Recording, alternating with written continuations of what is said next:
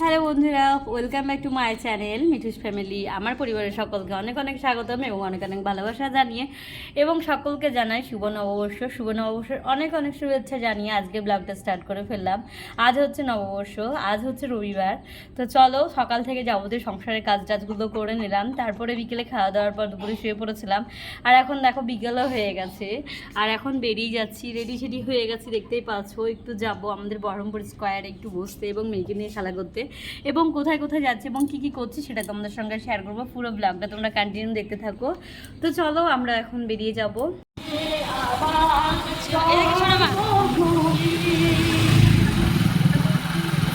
Finally আমরা ঘুরে ঘুরে করতে বেরিয়ে গেছি, আর আজকে খুব ভালো লাগছে বাইরে বেরিয়ে।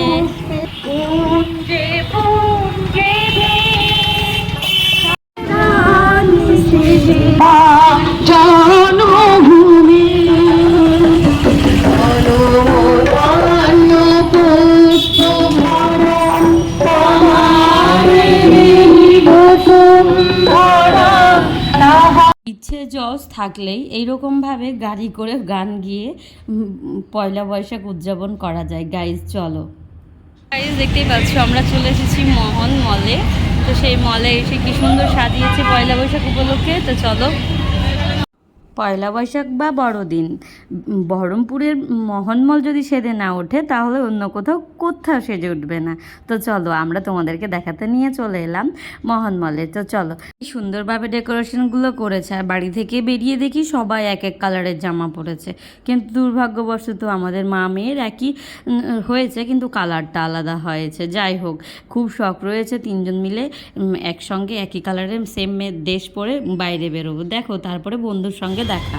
হ্যাঁ গাইস, তো দেখো আমার স্কুল ফ্রেন্ডের সঙ্গে দেখা হয়ে গেছে, আর ও হচ্ছে মহানমলেই থাকে। তো নাম বলে দে তোর। মোহাম্মদ আলী। এখন কেমন আছিস? সবাই ভালো আছে, তুই ভালো আছিস? একদম একদম।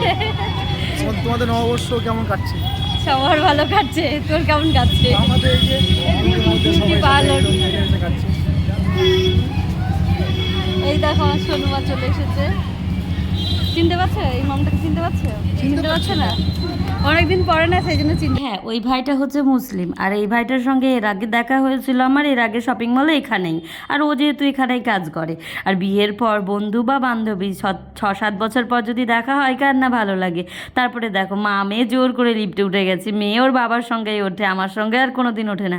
আমি বললাম তোর বাবা থাক, আমি আর তুই চল আজকে উপরে যাই। তো দেখতে পেলে তোমাদের দাদাভাইকে নিচে রেখে আমরা চলে এসেছি ওপরে। গাইজ, আমরা ঢুকে গেছি শ্রীনিকেতনে। তো নিকেতনে এত সুন্দর সুন্দর শাড়ি থাকে, তো বিশ্বাস করবে না, শাড়ির যেমন কালেকশন সেরকম দামটাও প্রচুর পড়ে। আমার ক্ষমতা থাকলেও আমার সাধ্যের মধ্যে হয়ে ওঠে না। হ্যাঁ, ক্ষমতা রয়েছে শাড়ি কেনার, কিন্তু বিশ্বাস করো যে এই শাড়িটা আমি অন্য কোথাও এর থেকে আরেকটু কমে পেয়ে যাব, তাহলে আমার কি দরকার এখানে বেশি টাকা দিয়ে নেওয়া, সেজন্য আমার প্রয়োজন মনে হয় না।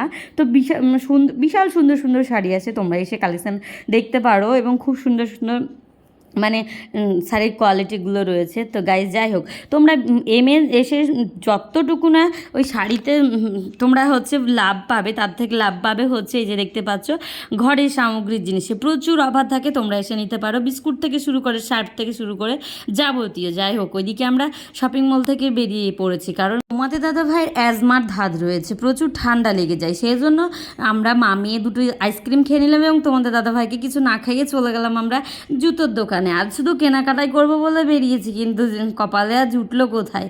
এইদিকে জুতো কেনাকাটা করবো বলে ঢুকলাম জুতোর দোকানে, কিন্তু মেয়ের মাপের আর জুতোই পেলাম না গাইজ। যাই হোক, তারপরে বেরিয়ে পড়লাম তোমাদের দাদাভাইকে খাওয়ানোর জন্য রেস্টুরেন্টে। উনি আবার যেখানকার সেখানকার খাবার খায় না, তো ওনাকে এই রেস্টুরেন্টে নিয়ে আসলেই উনি খায়। তো উনিও বললেন যে চলো আমরা যাব রেস্টুরেন্ট। তো আমাদের তো মনটা একদম আনন্দ উৎফুল্ল হয়ে গেল, আমরা দৌড়াতে দৌড়াতে চলে এলাম। না, গাড়িতে করে এসেছি।